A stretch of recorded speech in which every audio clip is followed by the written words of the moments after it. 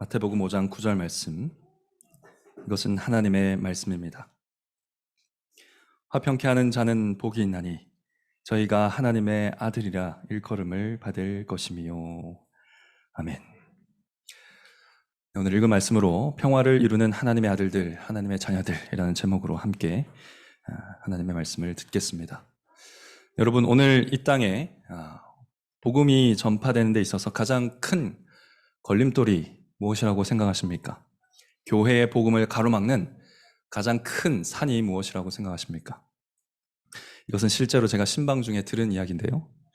가족에게 복음을 아무리 전해도 절대 복음을 받아들이지 않더라. 그런데 그 이유가 교회가 보여주는 갈등과 문제들 때문이더라는 것입니다. 교회가 복음을 막더라는 것이죠. 교회의 분쟁과 다툼과 문제가 있을 때, 교회에서 받은 어떤 상처들이 있을 때 그대들이나 잘하세요 라는 말에 더 이상 할 말이 없어지더라는 것입니다. 예배당은 눈에 보이는데 진짜 그리스도인은 눈을 씻고 찾아보아도 보이지 않는다라는 독일 속담이 있습니다. 종교개혁의 나라입니다. 교회에 가까이 있는 사람은 흔히 하나님으로부터 멀리 떨어져 있는 사람이라는 프랑스 속담이 있습니다. 이제 곧 우리나라의 속담이 되지 않겠습니까? 갈등이 있는 교회가 복음 전파의 가장 큰 산이 될 수 있다는 것을 생각할 때 오늘 이 화평케 하는 자는 복이 있다라는 예수님의 말씀, 참으로 시급하고 또 중요한 말씀 아니라 할 수 없습니다. 그리스도를 믿고 또 하나님의 나라를 지금부터 영원히 소유하게 된 사랑하는 성도 여러분, 오늘도 우리의 대장 되시며 또 우리의 왕 되신 그리스도의 말씀을 믿음으로 듣게 되시기를 간절히 바랍니다. 먼저 오늘 본문을 함께 살펴보도록 하겠습니다. 오늘 본문은 화평케 하는 사람, 즉 평화를 이루는 자가 하나님 앞에서 복된 인생이다라고 말하고 있습니다. 그 이유가 무엇인가? 저희가 하나님의 아들이라 일컬음을 받을 것이기 때문입니다. 우리가 평화를 이루는 사람들, 피스메이커가 된다면 하나님의 아들이라 일컬음을 받을 것입니다. 그래서 우리는 행복자입니다 라고 짧고 간단하게 전하고 있는 말씀입니다. 자, 그런데 이 짧은 말씀 안에 우리가 주목해야 할 세 가지 복음적인 진리가 있습니다. 그 세 가지를 일단 먼저 살펴보도록 하겠습니다. 첫째로 아버지 하나님이 화평케 하시는 분이라는 진리가 이 말씀 안에 담겨 있습니다. 화평케 하는 자가 하나님의 아들이라고 일컬음 받습니다. 왜냐하면 하나님이 화평을 이루시는 분이기 때문이죠. 이해되십니까? 네, 아버지를 닮아서 아버지처럼 화평케 하는 자가 그의 아들이라고 불리우기 때문이죠. 자, 이 진리를 좀 명확하게 이해하기 위해서는 우리가 성경적인 용어에 익숙해질 필요가 있는데요. 성경에서 아버지의 아들이 어떤 의미가 있는지 그것을 우리가 알아야 할 것입니다. 성경에서 누가 아버지의 아들이다, 누군가가 누군가의 아들이다 라는 말은 그 아들이 아버지를 닮았다라는 뜻입니다. 물론 일반적인 의미에서 그냥 부자 관계를 뜻하기도 합니다. 생물학적인 아버지와 그 아들, 이런 의미를 가지는 구절도 있지요. 그러나 구원사적으로, 구원 역사적으로 중요한 장면들, 그 말씀들을 보게 되면 그때의 아들이란 아버지 같은 모습으로 만들어진 사람, 아버지의 형상을 닮은 사람, 이런 의미를 가지고 있다는 것입니다. 자, 예를 들어서 창세기 1장 26절부터 27절 보시면요. 하나님이 사람을 만드실 때 어떻게 만드셨다고 기록합니까? 하나님의 형상대로 만드셨다라고 기록합니다. 그런데 5장 3절에 가서 보시면요. 이 형상대로라는 표현이 한 번 더 등장합니다. 바로 아담이 셋이라는 아들을 낳았다라고 기록할 때 이렇게 기록합니다. 자기 형상과 같은 아들을 낳았다. 이렇게 기록하고 있습니다. 여러분, 이 아담의 계보를 보시면요. 특이할 만한 상황이 무엇인가? 가인이 없습니다. 가인이 안 죽었거든요. 근데 가인이 이 족보에서 빠져 있습니다. 가인의 계보는 따로 소개합니다. 따로 떼어서 존재하지요. 즉 가인이 아담의 생물학적인 아들이긴 합니다만 아담을 닮은 아들은 아니라는 것이죠. 그것을 이 족보가 말해주는 겁니다. 하나님의 형상으로 지어진 아담, 그 아담을 닮은 아들은 가인이 아니라 셋이다 라고 성경이 알려주고 있는 것입니다. 하나님이 아담을 창조하셨다는 말과 아담이 아들을 낳았다라는 이 두 구절이 형상대로라는 단어를 통해 연결이 되고 있습니다. 즉 성경에서 누가 누군가의 아들이다라는 것은 그 아버지의 형상을 닮도록 만들어졌다라는 의미를 갖는 것입니다. 자, 이후에 창세기에 여러 계보들이 나옵니다. 족보들이 쭉 나오는데요. 마태복음 1장에도 보시면 계보가 등장하지요. 거기 수없이 반복되는 우리는 무의미하다고 생각했던 누가 누구를 낳았다. 누가 누구를 낳았다. 우리는 이거 빨리빨리 그냥 넘어가는 구절이지만 그 낳았다는 표현 굉장히 중요한 표현이었던 겁니다. 즉 하나님 아버지를 닮은 아들의 계보가 이어지고 있다. 즉 여자의 후손이 오고 있다라는 의미를 담고 있는 그런 단어라는 것입니다. 그래서 여러분 시편 2편 6절부터 보시면요. 하나님이 다윗을 왕으로 세우시면서 이런 말씀을 하십니다. 내가 나의 왕을 내 거룩한 산 시온에 세웠다 하시리로다. 왕을 세우고 있습니다. 다윗 왕을 세우고 계십니다. 내가 영을 전하노라. 여호와께서 내게 이르시되 너는 내 아들이라 오늘날 내가 너를 낳았도다. 이렇게 말씀하십니다. 즉 하나님이 하나님의 통치를 펼칠 이스라엘의 왕을 지금 세우고 계십니다. 그런데 그를 내 아들이라고 부르시면서 낳았다라고 선언하고 계신 겁니다. 하나님이 다윗을 낳았습니까? 네, 그런 생물학적인 의미가 전혀 아니라는 걸 알 수 있죠. 하나님의 마음에 합한 왕. 그래서 마치 하나님처럼 하나님이 통치하시는 그 통치대로 그 모습처럼 하나님을 닮은 왕으로 이스라엘을 다스릴 다윗을 내가 세웠다 라는 의미로 내가 너를 낳았다라고 지금 선언하고 계신 겁니다. 그러니까 정리를 하자면 화평을 이루는 자가 하나님의 아들이라는 말은 곧 아버지 하나님이 화평을 이루시는 분이라는 뜻이고요. 그 아들이 아버지를 닮아서 그렇게 화평을 이루는 자라는 뜻인 겁니다. 여러분 하나님은 정말 화평, 평화를 이루시는 분이십니까? 아멘이죠.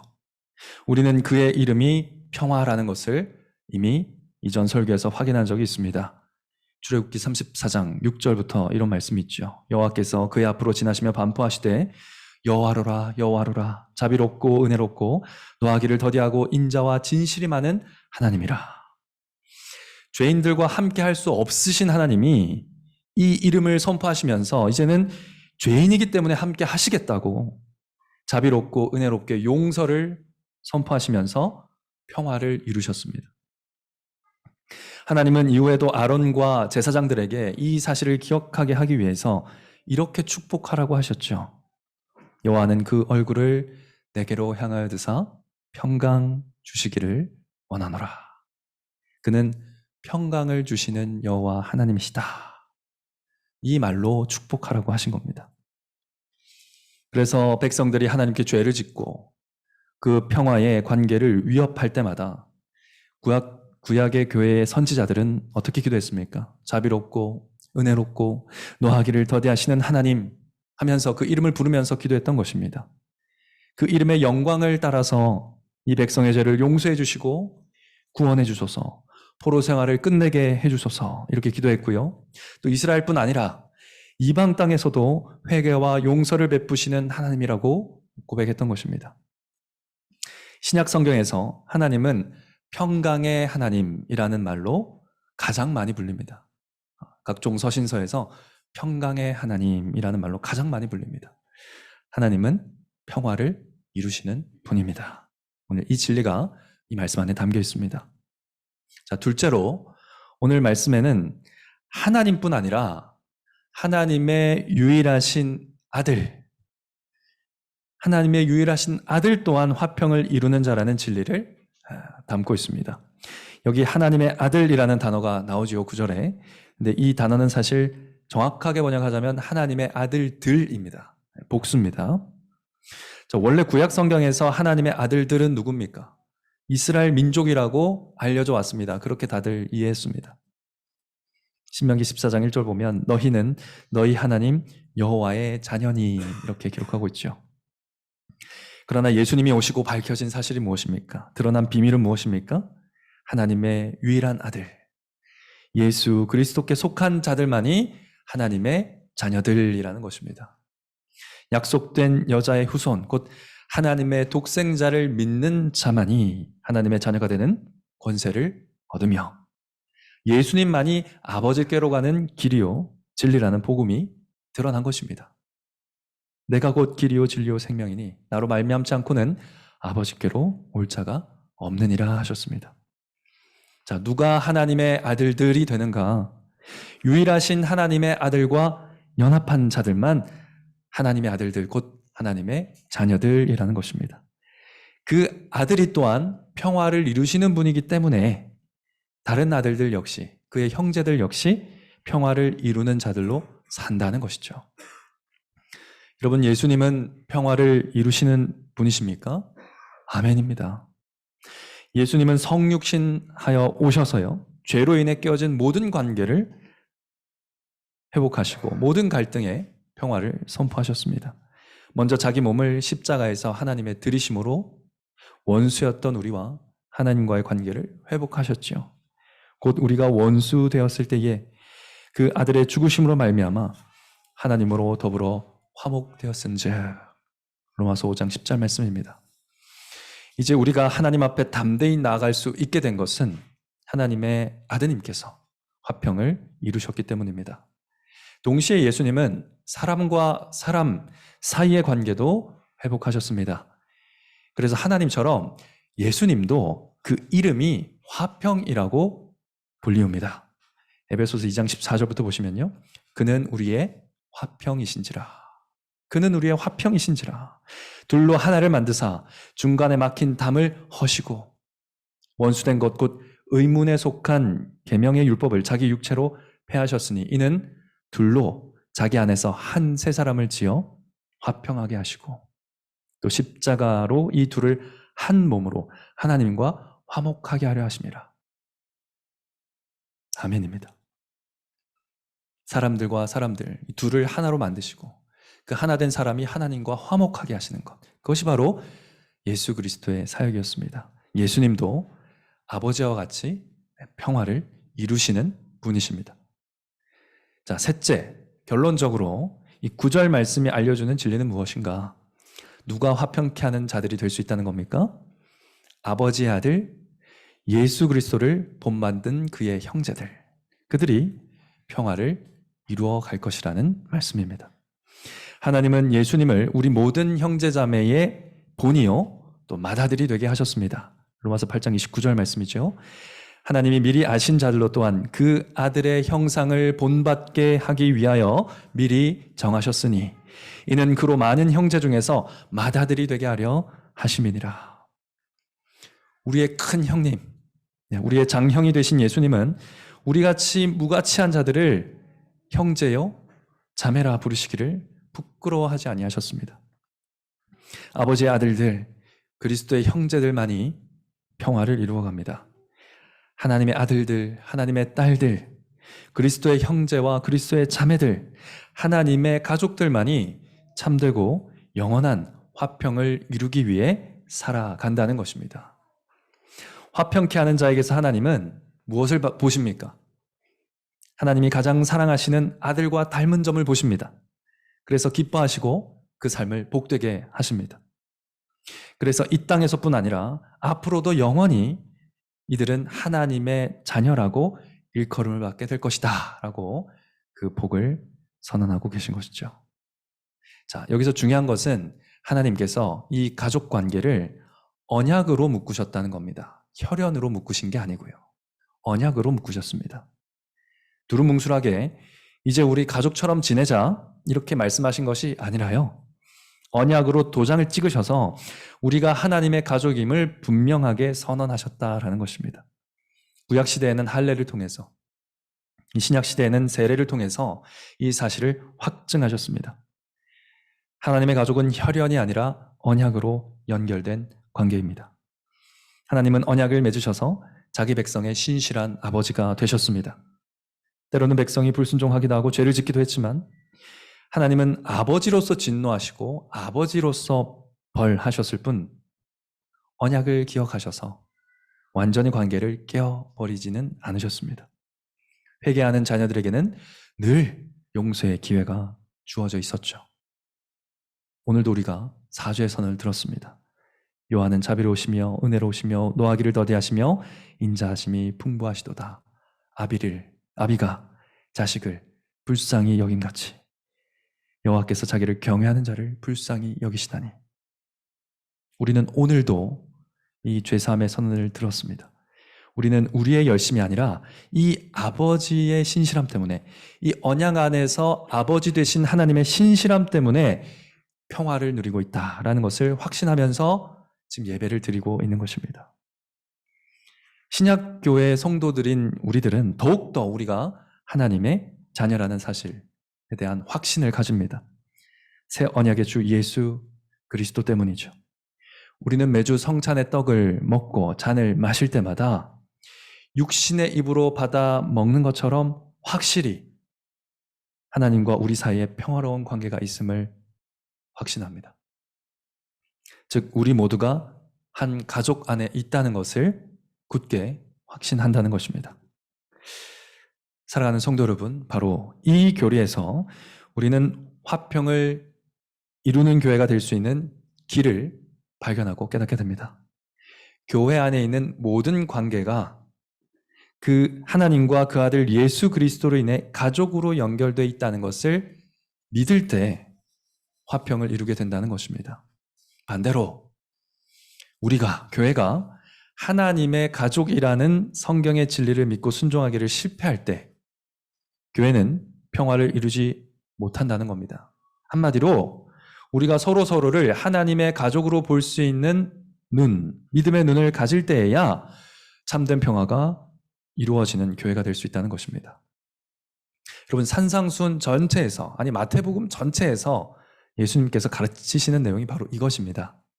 예수님은 복음을 믿고 하나님 나라를 소유하게 된 이 교회를 향해서 산상수훈을 선포하십니다. 교회를 향한 가르침입니다. 그래서 교회 안에 일어날 수 있는 여러 가지 갈등에 대해서 교훈을 주고 계십니다. 그런데 그런 교훈이 선포될 때마다 두 가지를 반드시 전제해서 가르침을 주시는 것을 발견할 수 있는데, 두 가지 전제는 뭐냐? 첫째, 교회 안에 갈등이 있다는 전제입니다. 교회 안에는 갈등이 있다. 둘째, 근데 그 갈등의 당사자가 형제다라는 전제. 이 두 가지 전제를 가지고 모든 갈등을 다루십니다. 이미와 아직 사이에 있는 교회에는 갈등의 고난이 늘 있겠으나 우리가 형제 자매임을 기억함으로 화평을 이루어 가야 한다라는 메시지가 갈등을 다루실 때마다 선포되고 있는 것이죠. 네, 우리가 빠르게 하나씩 살펴보도록 하겠습니다. 마태복음 5장을 펴시고 21절을 보시면요,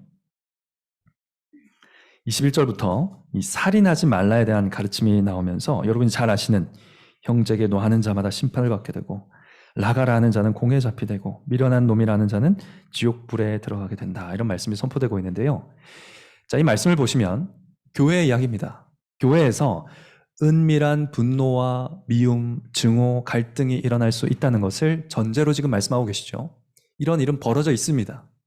벌어져 있다는 겁니다. 그런데 그 관계를 무엇이라고 정하고 있습니까? 형제라고 정하고 있습니다. 23절도 보시면요, 예물을 제단에 드리다가, 다시 말해 하나님께 예배를 하다가 형제에게 원망 들을 만한 일이 생각나거든 예배하기를 멈추고요, 먼저 가서 화목하라고 가르치고 계십니다. 역시 교회 안에 원망 들을 만한 갈등이 있다는 것을 전제하고 가르치고 계시고요. 그리고 그 대상은 형제라고 또한 가르치고 계십니다. 특별히 이 말씀은 중요한데요. 개혁신앙을 추구하는 어떤 교회들은 이 말씀을 근거로 해서 형제와 다투고서, 즉 이 성도들과 불화하고서 화해할 마음이 없이 이 자리에 앉아있는 사람들은 성찬을 받지 못하게 합니다. 이것은 칼빈 선생이 목회했던 제네바 교회 모범이기도 한데요. 칼빈 선생은 거짓, 간음, 모욕, 싸움, 다 교회 안에 일어날 수 있는 갈등입니다. 이것 등을 해결하지 않고 마음속에 증오나 쓴뿌리, 분노를 품은 채 성만찬에 나와서는 안 된다라고 가르치시면서 혹시 그런 마음이 든다면 성만찬을 나누기 전에 갈등을 빚은 가족이나 이웃과 먼저 화해해야 한다고 가르쳤습니다. 명백하게 성찬상에 나올 수 없는 죄가 뭐냐? 바로 형제들과 화해하지 않으려는 마음, 그 죄라는 것입니다. 그 근거로 이 구절이 사용되는 것을 확인할 수 있습니다. 또한 우리가 지난주에 살펴봤던 43절 말씀 다시 볼까요? 원수를 사랑하라는 말씀 나오는데 이 원수라는 것도 역시 교회 안에서도 원수 관계가 있을 수 있다는 것을 전제로 말씀하신 것입니다. 이런 시편을 보시면요, 다윗이 호소하고 있는 그 많은 원수들, 이스라엘 백성입니다. 한 교회 사람들입니다. 네, 교회 안에 원수가 있다는 것, 있을 수 있다는 것 전제하고 계십니다. 여기서도 아버지의 아들이라는 표현이 강조되고 있고요. 어떻게 마무리됩니까? 아버지와 같이 온전하라 라고 요청하고 계십니다. 아버지의 아들들로서 이 일을 행해야 한다는 것을 가르치고 계시고요. 또 6장으로 넘어가면 기도에 대한 가르침이 이어지는데 이것은 용서를 명령하시는 큰 맥락 안에서 주어지고 있습니다. 예수님은 기도를 어떻게 시작하라고 하십니까? 기도는 어떻게 시작하는 거죠? 하늘에 계신 우리 아버지요. 하늘에 계신 우리 아버지요.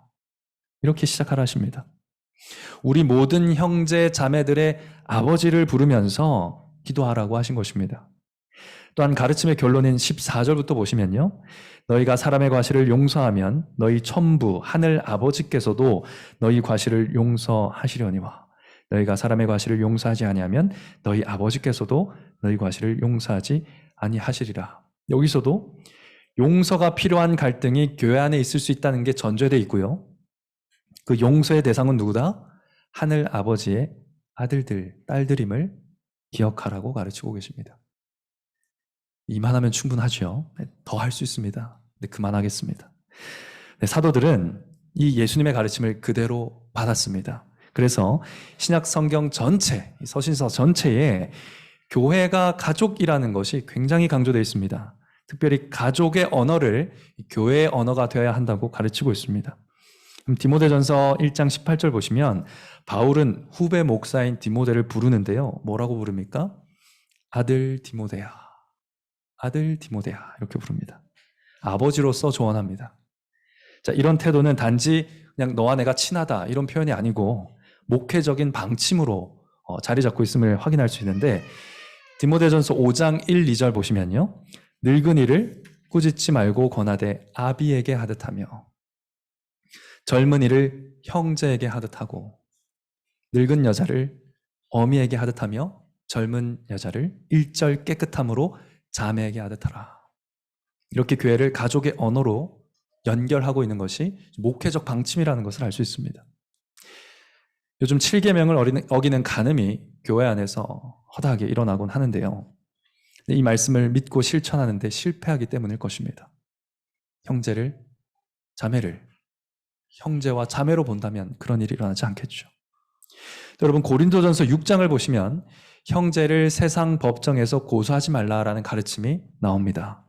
그런데 여기서 바울은 그들이 속이고 불의를 행하는 것 때문에 그들을 정죄하는 것이 아니라 그들이 형제에게 나쁜 짓을 했기 때문에 그들을 꾸짖습니다.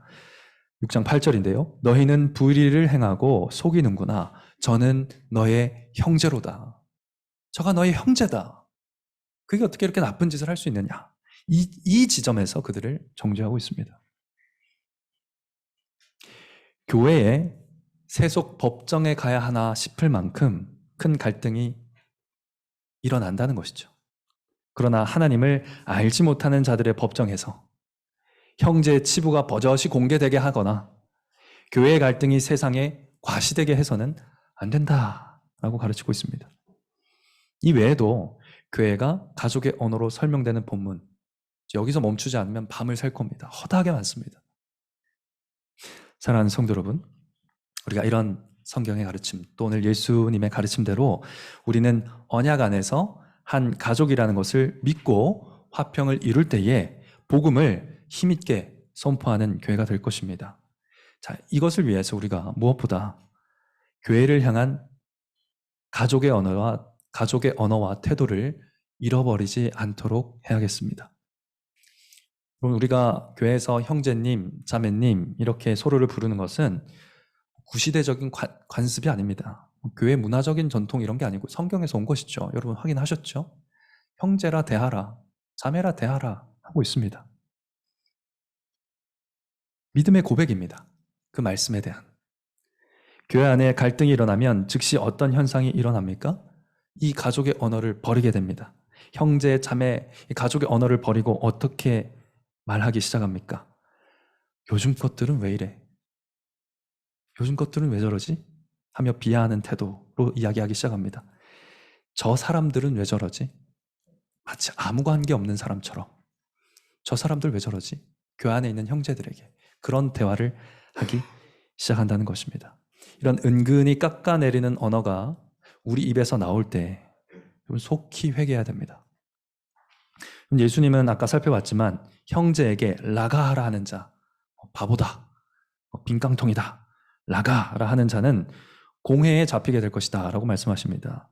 중앙법정에 잡혀가게 될 거다. 그렇게 중한 죄다 라고 말씀하고 계시는데요. 자, 라가라는 욕설 자체가 굉장히 심한 욕이라서 중앙법정에 서야 한다는 말이 아닙니다. 굉장히 가벼운 욕이거든요. 그런데 그 표현이 하나님의 아들, 딸에게 할 말은 아니기 때문에,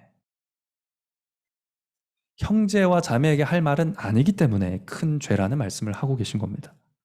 우리는 형제를 가볍게 대하고 그렇게 비방할 때 눈을 들어서 그 형제 앞에 서 계신 예수 그리스도를 바라봐야 합니다. 그 비방을 대신 받으신 예수 그리스도를 바라보며 회개해야 합니다. 여러분, 내 눈에는 성이 안 차고 어리고 미숙하고 가난하고 믿음 없고 약해도요, 예수님께서 피로 사신 하나님의 자녀입니다. 교회 안에 함부로 대할 수 있는 사람 아무도 없습니다. 내가 아무 관계 없는 사람처럼 가볍게 취급할 사람 아무도 없습니다. 서로에게 가족의 언어와 존중을 잃어버리지 않는 여러분 되시기를 간절히 바랍니다. 또한 우리는 언약 관계로 묶였지 친밀함으로 묶인 관계는 아니다라는 것을 기억합시다. 여러분, 우리 교회가 이 코로나를 통과하면서 모두가 서로를 친밀하게 알지는 못하는 시절을 보내고 있습니다. 사실 이것은 꽤 오래된 이야기이기도 한데요. 그래서 친밀함을 위한 노력이 필요 없느냐? 필요합니다. 그런 노력이 필요하기도 합니다. 그러나 여러분, 실제로 친해지는 것보다, 실제로 서로가 친밀감을 더해가는 것보다 중요한 것은 뭐냐면요, 예수 그리스도 안에서 한 아버지의 자녀라는 것을 믿음으로 교회 안에 있는 누구든지 형제와 자매로 대하며 존중하는 것입니다. 친하지 않아도 성찬에서 확인한 우리의 하나됨을 믿고 행동할 수 있어야 한다는 것이죠. 그럼 친해야 교회 안에서 형제 자매가 되는 게 아니고요, 이것 때문에 많은 문제가 일어납니다. 교회 안에. 형제 자매이기 때문에 점점 친밀해지는 겁니다. 이 순서를 확실히 하셔야 됩니다. 네가 나와 안 친하면 형제 자매가 못 됩니다. 이런 개념을 버리셔야 된다는 겁니다. 형제 자매이고요, 그렇기 때문에 점점 친밀해지는 겁니다. 여러분, 우리가 어떻게 예수님의 형제가 됐습니까? 우리가 원수 되었을 때, 친밀함이라고는 이만큼도 없을 때, 오히려 적대감만 가득할 때 그리스도께서 우리를 위하여 죽으심으로 하나님의 사랑을 확증하셨습니다. 이것이 하나님의 사랑입니다. 친밀함이 아무것도 없을 때 행하는 사랑. 하나님의 사랑이 친밀함보다 먼저 우리에게 왔다는 사실을 기억합시다. 그 하나님의 사랑으로 사랑해야 될 대상이 교회 안에 있는 형제와 자매다라는 것을 기억하면서 여러분, 교회 안에 낯설고 친하지 않은 모든 분들을 사랑으로 대하시기를 간절히 바랍니다. 특히 최근에 교회를 방문하고 계시는 대학생들, 또 청년들, 또 형제자매 여러분들 많습니다. 우리 교회 성도님들은 내 아들, 내 딸이 다른 교회 가면 그 교회가 어떻게 대해주기를 바랍니까? 어떻게 대해주기를 바라시나요? 네, 지금 떠오른 그것을 방문자들에게 하십시오. 형제 방문하고 있는 형제 자매들과 또 허입한 지 얼마 안 되는 낯선 분들에게 그 사랑을 실천하시기 바랍니다. 여러분, 이 실천이 정말 중요한 이유는 뭐냐면요. 우리가 교회 안에서조차 낯선 이들에게 형제 자매로 다가가지 못하면 교회 밖에 있는 낯선 분들에겐 더 못할 것이기 때문입니다. 복음을 들어야 할 낯선 이들이 교회 밖에 있지 않습니까? 그들에게 평화의 인사를 건넬 수 있어야 복음이 전파되겠죠. 그러려면 적어도 교회로 찾아온 손님 같은 형제와 자매들에게 친밀함보다 앞서는 하나님의 사랑을 나타내 볼 수 있어야 한다는 것입니다. 쉽진 않을 겁니다. 쉽지 않습니다. 그러나 그리스도의 사랑을 본받게 해주시기를 하나님께 간구하면서 지혜 주시는 대로 조금씩 실천해 나가게 되시기를 간절히 바랍니다. 또 오늘 말씀은 가정에도 반드시 적용돼야 할 말씀입니다. 여러분 기억하십시오. 여러분 아무리 가족이라도 혈연 관계로 묶였더라도 누나의 아버지가 하나님이다라는 것을 볼 수 없으면, 동생이 예수님의 것임을 볼 수 없으면 그냥 죄인과 죄인이 만나는 겁니다. 그럼 죄인과 죄인이 충돌할 때 일어나는 많은 갈등이 다 터져 나옵니다. 내 아들이 하나님의 자녀구나. 부모님이 예수 그리스도의 것이구나. 예수 그리스도의 보물이구나. 오빠가 하나님의 아들이구나. 동생이 내 동생이기 전에 예수님의 자매구나. 이런 관점이 없으면 가정이 화평을 이루지 못한다는 겁니다. 혈연 관계라고 친하게 지내는 건 아닙니다. 얼마나 싸움과 갈등이 많습니까?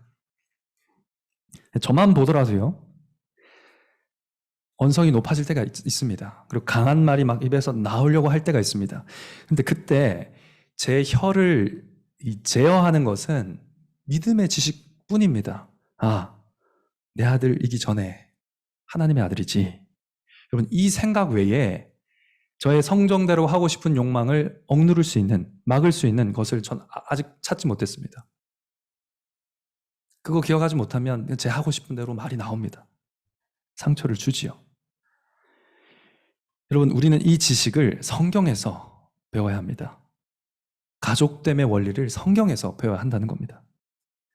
교회가 하나님의 가족이 되기 위해서, 또 우리 가족이 작은 교회가 되기 위해서 가족이 무엇인가, 교회가 무엇인가, 이것을 성경에서 배워야 한다는 것입니다. 여러분이 그냥 가족에게서 지내는 대로, 거기서 생각하는 대로, 느끼는 대로 행하시면 안 된다는 겁니다. 그것은 죄성의 결과라는 것이죠. 하나님과 아들의 관계에서 어떤 일이 벌어지는가, 예수님과 그의 형제들 관계에서 무슨 일이 벌어지는가, 신랑 예수와 신부 교회의 관계에서 어떤 일이 벌어지는가를 성경을 통해 배우셔야 가정의 화평이 이루어진다라는 것입니다. 그 참된 지식으로 우리 가족과 우리 가족 구성원 사이마다 하나님이 서 계심을 볼 수 있는 가정에 참 평화가 임할 것입니다.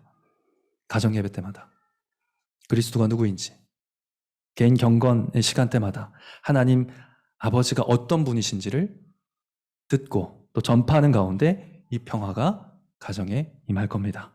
여러분의 가정이 아버지와 아들을 성령 안에 예배하면서 평화를 이루는 작은 교회로 회복되게 되시기를 간절히 바랍니다. 결론입니다.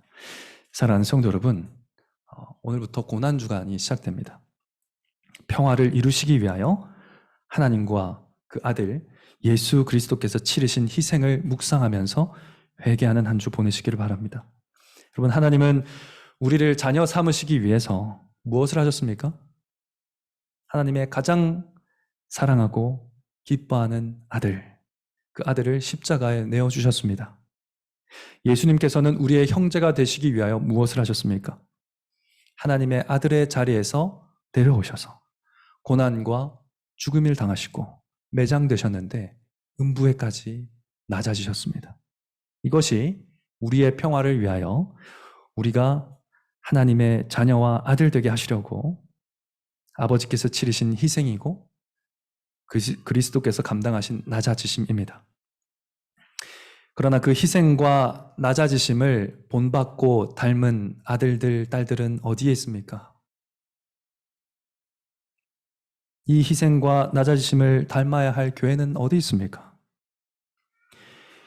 여러분, 아무도 희생하지 않을 때 교회의 평화는 깨어지는 겁니다. 아무도 나자질을 하지 않을 때 교회에서 싸우는 목소리가 커지는 것이죠. 그 소리는 교회 담장을 넘은 지가 오래입니다. 이제 공공연히 여러분이 쉽게 접할 수 있는 매체, 영상, 드라마, 영화에서 성도들이 어떻게 묘사됩니까? 욕심 많고, 자기 주장 굽힐 줄 모르고, 배려할 줄 모르고, 이기적이고 음란한 사람들, 무엇보다 희생을 모르고 낮아질 줄을 모르는 사람들. 이것이 교회를 향한 세상의 평가이고요. 이런 사람들이 성도가 되어 있습니다. 그것이 세상이 바라보는 우리의 모습입니다. 여러분, 억울합니까? 좀 과장과 왜곡이 심한가요? 그러나 억울하셔야 할 분은 삼위 하나님 뿐이시고요. 우리는 가슴치며 슬퍼하며 회개하지 않습니까? 화평케 하는 자, 교회가 잃어버린 이름입니다. 교회가 잃어버린 이름, 화평케 하는 자, 그 이름을 희생과 낮아짐으로 되찾는 교회가 되시기를 바랍니다. 고난주간에 여러분 하나라도 내가 어떻게 낮아질 수 있을까? 내가 무엇을 희생할 수 있나? 고민하며 실천하는 한 주간 되시기 바랍니다. 삼위 하나님이 우리를 낮추시고 겸손케 하셔서 우리가 전하는 복음이 참으로 하나님의 자녀들이 전하는 소식이라는 일컬음을 받게 하여 주시기를, 아름다운 소식으로 온 땅에 그렇게 복음이 전파되게 하시기를 성부와 성자와 성령의 이름으로 간절히 축원합니다.